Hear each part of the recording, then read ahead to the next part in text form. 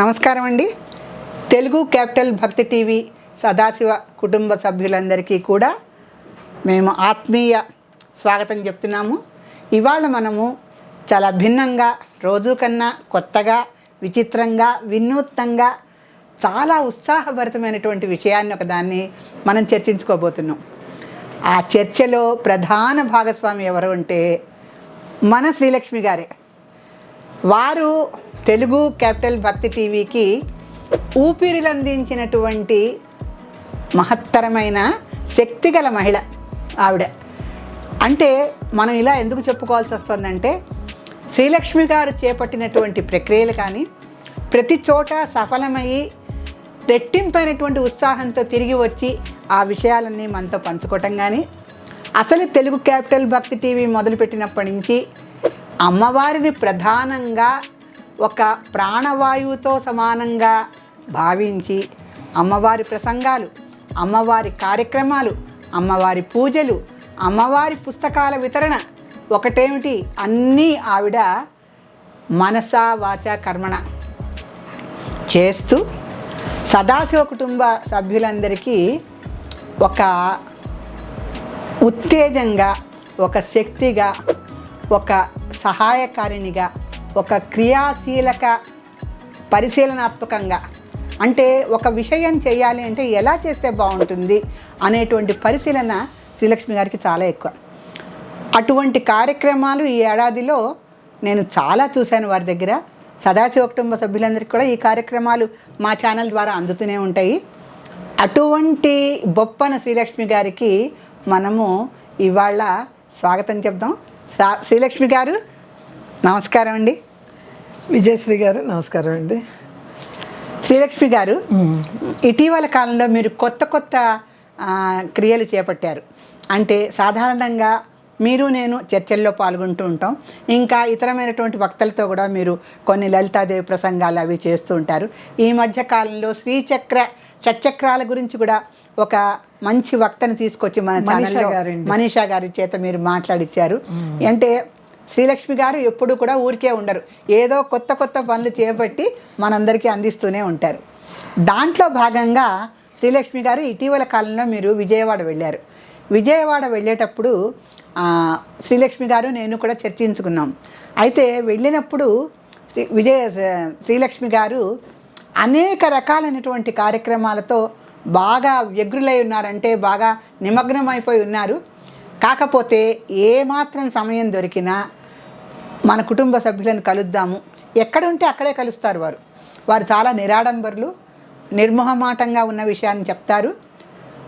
నిగర్వి, సత్యశీలులు. ఇవన్నీ కూడా నేను పొగడ్తలతో చెప్పడం కాదు, మన విజయవాడలో ఉన్న కుటుంబ సభ్యులందరికీ కూడా, అంటే సదాశివ కుటుంబ సభ్యులు మనకు అన్ని ఊర్లలోనూ ఉన్నారు, భారతదేశం అంతా ఉన్నారు, విదేశాల్లో కూడా ఉన్నారు. ఆ సదాశివ కుటుంబ సభ్యుల్ని విజయవాడలో శ్రీలక్ష్మి గారు కలిసినటువంటి అనుభవాలు, అనుభూతులు, స్పందనలు అన్నీ కూడా ఆవిడతో మనం పంచుకుందాం. శ్రీలక్ష్మి గారు, మీరు ఇటీవల కాలంలో విజయవాడ వెళ్ళారు. మీరు ఏమేమి కార్యక్రమాలు చేపట్టారు, మీ అనుభూతులు, స్పందనలు అన్నీ మాకు తెలియజేయండి. మన ఛానల్ మొదలుపెట్టిన కాడి నుంచి అండి, నవంబర్లో కార్తీక వనభోజనాలు చేసుకున్నామండి. అవునండి, మనందరం కలిసి చాలా వేడుకగా, చాలా ఆనందంగా, కొందరు మన సదాశివ కుటుంబ సభ్యులతో వనభోజనాలు చేసుకున్నామండి. సరే, అన్నీ శాస్త్రీయంగా అన్నీ అమ్మవారేనా అంటారని మన స్టాఫ్తో అందరితో డిసెంబర్ 31 సాయంత్రము వాళ్ళందరికీ వినోదము, వేడుకలు కూడా కావాలి కదా, అవును అన్నట్టుగా అప్పుడు కూడా మనం చాలా అద్భుతంగా కొత్త సంవత్సరాన్ని కూడా స్వాగతం పలికాం. ఆంగ్ల కొత్త సంవత్సరాన్ని కూడా స్వాగతించి అందరినీ కూడా చాలా ఉత్సాహపరిచారు. చాలా చేశానండి. చేసిన నాకు ఎక్కడో చిన్న అసంతృప్తి ఉందండి. ఈ పుస్తకాలు మనము అందించాలి, ఎలా అందించాలి, రోజుకొకటి లాటరీలో తీస్తున్నాము, పోస్టర్లో వేస్తున్నాము, పోస్టర్లో కొన్ని మిస్ అయినాయి స్టార్టింగే. వాళ్ళు ఇచ్చిన సలహాల ప్రకారం అమెజాన్ నుంచి కవర్లు తెప్పించి కవర్లో పెట్టి ఆ పుస్తకం ఏంటన్నది ఎవరికి తెలియకుండా తెలుగు క్యాపిటల్ అని పెడతాం కూడా మానేసి ఎంత శ్రద్ధ తీసుకున్నారు పుస్తకాలు. అంటే కొందరు తెలుగు క్యాపిటల్ అనేటప్పటికి అమ్మవారి పుస్తకం కోసం అందరూ ఆతృత పడుతున్నారు. అవును, మిస్ అవుతున్నాయేమో అన్న భావన కొందరు వ్యక్తపరచడం వలన గోప్యంగానే పంపిస్తున్నారండి. పంపించినా మరి ఎందుకు అందట్లేదో ఏమిటన్నది నేనేమి చెప్పలేని పరిస్థితిలో ఉన్నానండి. అవును. అది ఎవరిని మనం ఏమనలేదు, అమ్మ అనుగ్రహం ఉంటే అందరికీ వస్తుంది అన్నట్టుగా అనుకోకుండా నేను విజయవాడ వెళ్ళాల్సి వచ్చిందండి. అవునండి. కార్లో 2 బాక్సులు పెట్టేసుకున్నా, వీలైతే అందిద్దాం ముందు చూపుతో, ఎందుకైనా మంచిది చూపుతో వీలైతే ఎక్కడ అందించాలి, ఎలా అందించాలి, ఏ నిర్ణయం లేదండి, అసంకల్పితంగా తీసుకెళ్ళిపోతుంది. 2 రోజుల పాటు పర్సనల్ పనులతో అసలు టైం లేకుండానే ఉన్నాను. అంటే మీరు దుర్గాదేవిని దర్శించుకున్నారు, అమ్మవారిని ముందు వెళ్ళగానే అమ్మవారిని. అంటే మన ఛానల్ ఇంకా అభ్యుదయాన్ని పొందాలి, మరి అమ్మవారి ఆశీర్వచనాలు కావాలి కదా. అంటే దానికి కూడా ఇంకొక కారణం ఉందండి, అది కూడా దానికి కూడా ఒక కారణం ఉందండి. ఒకసారి మన కామెంట్లో ఒక ఆమె ఏమన్నారంటే, ఆమె పేరు ఏమిటన్నది నేను గబుకొని చెప్పలేకపోతున్నాను, అమ్మవారు అన్ని విదేశాలకే వెళ్తుందా, మా విజయవాడ ఎప్పుడొస్తావు తల్లి అని కామెంట్ పెట్టారు. ఆ కామెంటు నాకెందుకో మనసులో అలా బలంగా నాటుకుపోయింది. మాకు ఎప్పుడు వస్తే అందిస్తావు, అన్ని విదేశాలే వెళ్తున్నాయా అని కామెంట్ పెట్టారు.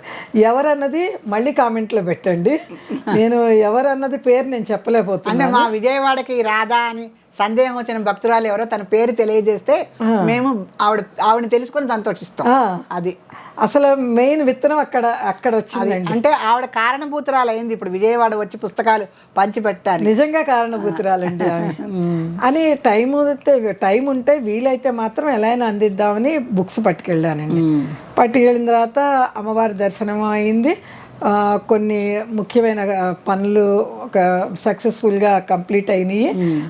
ఆ తెల్లవారుజామున అనుకొని రామకోటి చిన్నప్పటి నుంచి మేము బాగా మాకు తెలిసిన చోటు అనమాట. అక్కడ దేవాలయం, ఆ క్షేత్రానికి వెళ్తాము, పురాణ కాలక్షేపాలు అన్నీ కూడా వినేవాళ్ళం చిన్నప్పుడు. అందువల్ల అది చాలా విశాలమైన ప్లేస్ కదా అని అక్కడికి రమ్మని అందరికి 4 రమ్మని చెప్పాను. అంటే మీరు అక్కడికి వెళ్ళాక చెప్పారా, ముందు ఛానల్ ద్వారా చెప్పారండి? లేదండి, ముందు ఛానల్ ద్వారా చెప్పాను. అంటే మీరు విజయవాడ వస్తున్నాడు ఛానల్ ద్వారా అందరికి తెలియజేశారు. ప్లేసు అవి అక్కడ నిర్ణయించి చెప్తాను, డేటు ప్లేసు సమయం అక్కడ చెప్తాను. కానీ విజయవాడ వస్తున్నట్టు చెప్పారు అందరికి. విజయవాడలో ఎవరున్నారో, ఎవరు కామెంట్లు వచ్చినాయో వాళ్ళ కామెంట్ కింద నేను రిప్లై ఇచ్చాను, పలానా చోటుకి రండి అని చెప్పాను. చెప్తుల్లో కొంచెం నేను వెళ్ళే టైంకి కాస్త ఒక 1/2 అవర్ లేట్ అయిందండి అక్కడికి. అప్పటికే మన సదాశివ కుటుంబ సభ్యులందరూ వచ్చి కూర్చున్నారు. అంటే మీరు విజయవాడలో ఎక్కడ ఇచ్చారండి ఈ పుస్తకాలన్నీ? సత్యనారాయణపురంలో రామకోటి అని ఉంటుందండి, పెద్ద క్షేత్రం, చాలా పెద్ద క్షేత్రం అయిందనమాట. అంటే శారదా అమ్మవారు రామ సహోదరి కదా, అందుకని మీరు రామకోటిలోనే ఇచ్చారు. రామకోటి ఆ రోజు సుబ్రహ్మణ్య స్వామి కళ్యాణం కూడా జరుగుతుందండి. అబ్బా చాలా హడావిడిగా ఉంది, టెంట్లు వేసారు, కుర్చీలు వేసారు, లోపల ఏసీ హాల్ ఉంది. కానీ గుడివారు వచ్చి ఏసీ హాల్లో లోపల కూర్చోండి అన్నా మన కుటుంబ సభ్యులు కూర్చోవట్లేదంట. మేము ఇక్కడే కూర్చుంటాము, పుస్తకాలు ఇస్తాము, మేడం వస్తారు. మన సదాశివ కుటుంబ సభ్యులకి పుస్తకం అందుకోవాలన్న తాపత్రయంతో వాళ్ళకి ఏసీ చల్లదనం కూడా అక్కర్లేదన్న, మీ దర్శనం కోసమే వారు అలా ఎదురు చూస్తూ కూర్చున్నారు. అలా కూర్చున్నారండి. కొంచెం ట్రాఫిక్ జామ్లు అక్కడ కూడా ఉంటాయి కదా, నేను అనుకున్న దానికన్నా ఒక అరగంట అటు ఇటుగా ఒక 20 నిమిషాలు అరగంట లేటుగానే అయిందండి. వెళ్ళేటప్పటికి వారు మాకేమి ఇన్ఫర్మేషన్ ఇవ్వలేదండి మీరు అని వాళ్ళతో అంటున్నారంట. సరే నేను వెళ్ళి ఏమండి నేను ఇలా ఊహించలేదు, నేను సహజంగా విజయవాడ వెళ్ళినప్పుడు మంగళగిరిలో కానీ, కాకానిలో కానీ, కనకదుర్గ గుడిలో కానీ తాంబూలాలు ఇస్తానండి. ఎన్నో ఏళ్ల నుంచి అది నాకు ఒక అలవాటు అయిపోయింది అనమాట. ముత్తైదులకి తాంబూలం ఇస్తూ ఉంటాను, ముత్తైదులని కాదు, ప్రతి స్త్రీకి తాంబూలం ఇస్తూ ఉంటాను అనమాట. అలా అనుకొని ఇక్కడ కూడా తాంబూలాలు పంచాలనుకొని అన్ని ఏర్పాట్లు పెట్టుకున్నాం. కానీ అక్కడ చూసేటప్పటికి మనం కొంచెం ఎక్కువ ఏదైనా చేస్తే వారు ఏమనుకుంటారో అని, అంటే గుడివారి మేనేజ్మెంట్ కూడా మనం సంప్రదించి చేసి ఉంటే వాళ్ళే ఘనంగా ఏర్పాటు చేసేవారు. అదే అన్నారు, మీరు మాకు ముందే ఇన్ఫర్మేషన్ ఇస్తే మీకు ఏసీ హాల్ ఇచ్చేవాళ్ళం, మంచినీళ్ళు ఇచ్చేవాళ్ళం, మిమ్మల్ని మేము ఎంతో, అంటే మనకి తొలి ప్రయత్నం కదండి, అప్పటికప్పుడు మనము ఎలాగైనా అందించాలని తాపత్రయం, కానీ మిగతా ఆర్భాటాలు ఇవి ఏమీ ఆలోచించలేదండి. పుస్తకం ఇస్తే చాలు మన సభ్యులకి, ఎలాగో అలా ఇచ్చేసేయాలి. అంతే. లాటరీలో వచ్చి పోస్టల్లో వెళ్ళి ఇబ్బంది పడే బదులు ఇలా విజయవాడ. ఏమండి ఇంకొక విచిత్రం తెలుసా, ఖమ్మం నుంచి, గుంటూరు నుంచి, గుడివాడ నుంచి, నూజివీడు నుంచి, నందిగామ నుంచి, కంకిపాడు నుంచి, రామారపాడు నుంచి, ఎక్కడ చుట్టుపక్కల ప్రాంతాల నుంచి కూడా వచ్చేసారండి. 2:30 దగ్గర నుంచి. శ్రీలక్ష్మి గారు మీరు చెప్పింది వింటుంటే నాకు ఒకటి గుర్తొస్తుంది. దాదాపు 74-75 ప్రాంతాల్లో అనుకుంటా శంకరాభరణం అని విశ్వనాథ్ గారి సినిమా ఒకటి రిలీజ్ అయింది. ఆ సినిమాకి బళ్ళు కట్టుకొని ఊర్ల నుంచి వచ్చారని విన్నా నేను. అప్పుడు అంటే మనం ఎప్పుడు హైదరాబాద్ నగరంలో ఉంటాం కనుక మనకి ఈ ఇబ్బందులు లేవు, నా మహానగరంలో ఉండబట్టి. ఈ సినిమా చూసే అవకాశం లేని వాళ్ళు చుట్టుపక్కల ఊళ్ళ నుంచి బండి కట్టుకుని వచ్చి చూసి వెళ్ళారని విన్నా. అంతటి వైభోగము మళ్ళీ ఆ లలితాదేవి మన పుస్తకానికి కల్పించిందని నాకు అనిపిస్తోందండి. నిజమండి. అందరూ అంటే కంకిపాడు, నూజివీడు, నందిగామ, ఇలా గుడివాడ, ఖమ్మం ఇన్ని ఊర్ల నుంచి లలితా సహస్రనామం ఫలితాలతో రాసిన పుస్తకం కోసం వాళ్ళందరూ వచ్చి మీకోసం ఎదురు చూస్తూ, ఏసీలో కూడా కూర్చోకుండా ఎండలో వెయిట్ చేస్తూ టెంట్ కింద కూర్చొని, అంటే అది నిజంగా అమ్మవారి కటాక్షం మన సదాశివ కుటుంబ సభ్యులందరికీ ఉందండి. వారికి అమ్మవారి మీద ఎంత భక్తి ఉన్నదని నాకు నిరూపణ కూడా అయ్యిందండి. అంత పాపం వేచి చూసి ట్రైన్ దిగి బస్ దిగి అక్కడికి వచ్చి కూర్చొని ఎంతమంది అలా కూర్చున్నారోనండి. కానీ అక్కడ తొక్కిసలాట, తోపులాట ఏమీ లేకుండా ప్రశాంతంగా ఒక అడుగు కూడా పక్కకు వేయకుండా అలా నుంచున్నారండి. తర్వాత అందరూ కలిశారు. సాధారణంగానండి మహిళలందరూ కలిస్తే కొంచెం ఆ సంతోషంలో కొంచెం హడావిడిగా ఉంటారు ఆడవాళ్ళు. సంతోషం సంబరం ఎక్కువ కదా ఆడవాళ్ళకి. అలా కాకుండా అంత డిసిప్లిన్డ్గా డిసిప్లిన్ ఎవరు ఏమీ చెప్పలేదు, కానీ చాలా డిసిప్లిన్గా మామూలుగా మనం ఒక కార్యక్రమం జరుగుతున్నప్పుడు అందరికీ చెప్తూ ఉంటారు ఇలా ఉండండి ఇలా ఉండండి. అసలు అలా ఎవరికి ఏమీ చెప్పలేదు. ఎవరంతటి వాళ్ళు చక్కగా క్రమశిక్షణగా ఉండి అలా కూర్చున్నారు, చక్కగా పుస్తకాలు అందుకున్నారు. మిమ్మల్ని చాలామంది అడిగారండి మీరు కూడా వస్తే బాగుండేది, కానీ కొన్ని అనివార్య కార్యాల వల్ల మీరు రాలేకపోయారు. ఈసారి కనుక తప్పకుండా మన ఇద్దరం కలిసి వస్తామని కూడా చెప్పాను. తప్పకుండా వెళ్దామండి ఈసారి, తప్పకుండా వెళ్ళి కలిసి మనం పుస్తకాలు వితరణ చేద్దాం. నేను సదాశివ కుటుంబ సభ్యులందరినీ కూడా చాలా మిస్ అయ్యాను. మీ అందరినీ కూడా చూడాలని ఉత్సాహం నాకు కూడా ఉంది. కాకపోతే కొన్ని కారణాంతరాల వల్ల నేను కలిసి రాలేకపోయాను. మళ్ళీ మనం ఇంకొక ప్రదేశంలో పుస్తక వితరణ చేసినప్పుడు తప్పకుండా కలుద్దాం. విజయశ్రీ గారు, మన సదాశివ కుటుంబ సభ్యులు ఎంత క్రమశిక్షణగా, ఎంత పద్ధతిగా, అమ్మవారి భక్తులుగా, అంత మనం అమ్మవారి భక్తులమే. ఆ భక్తి విధానాన్ని చాటుకొని ఎవరితో ఏమీ అనిపించుకోకుండా చక్కగా వితరణ చేసుకొని ఎవరింటికి వాళ్ళు వచ్చేస్తామండి. చాలా సంతోషం అనిపించిందండి. చాలా సంతోషం అండి. మన శ్రీలక్ష్మి గారు పుస్తక వితరణ చేసినప్పుడు చుట్టుపక్కల ఉన్న అన్ని ఊళ్ళ నుంచి కూడా వచ్చి పుస్తకాలు తీసుకున్నారని మనం తెలుసుకున్నాము. ఏ ఊర్ల నుంచి ఎవరొచ్చి పుస్తకం తీసుకున్నారో మీరు మన వీడియో కింద కామెంట్ పెడితే ఎవరెవరు ఏ ఊరు నుంచి వచ్చి తీసుకున్నారు, ఇంత దూరాల నుంచి కూడా మన పుస్తకం వచ్చి తీసుకున్నారనే తృప్తి మాకు ఉంటుంది. ఆ సంతోషం కోసమే మేము మిమ్మల్ని అందరినీ కూడా అడుగుతున్నాము. ఎక్కడి నుంచి ఏ ఊరి నుంచి వచ్చి పుస్తకం తీసుకున్నారో మీరందరూ కూడా కింద కామెంట్ రూపంలో పెడితే మాకు కూడా ఒక రికార్డు ఉంటుంది.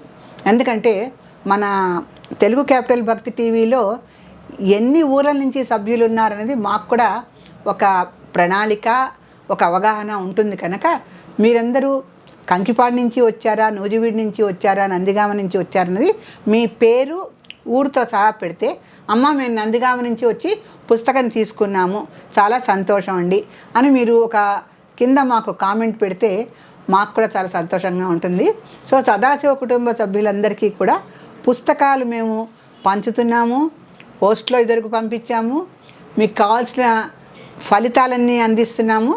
కానీ మేము మిమ్మల్ని అడిగేది ఒకే ఒక చిన్న వీడియో చేసి మాకు పంపించడం ఒకటిను, తరువాత ఇప్పుడు భిన్న గ్రామాల నుంచి వచ్చిన వాళ్ళందరూ కూడా ఏ ఊరు నుంచి వచ్చి పుస్తకం తీసుకున్నారు మాకు తెలియజేస్తే మేము సంతోషిస్తాం.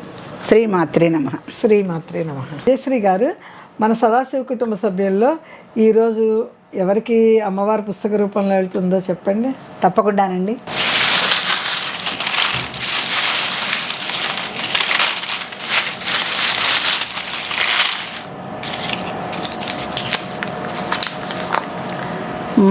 అమ్మవారి అనుగ్రహం పందిరి శాంతి రాజమండ్రి అండి. రాజమండ్రి నుంచి పందిరి శాంతికి అమ్మవారి అనుగ్రహం లభించింది. అమ్మవారు శాంతి గారు మీకు అమ్మవారి అనుగ్రహం లభించింది. త్వరలో మీకు మా ఛానల్ నుంచి పుస్తకం అందుతుంది. తొందరపడకండి, త్వరలో పుస్తకం అందజేసే ఏర్పాట్లు మేము చేస్తాం. శ్రీమాత్రే నమః.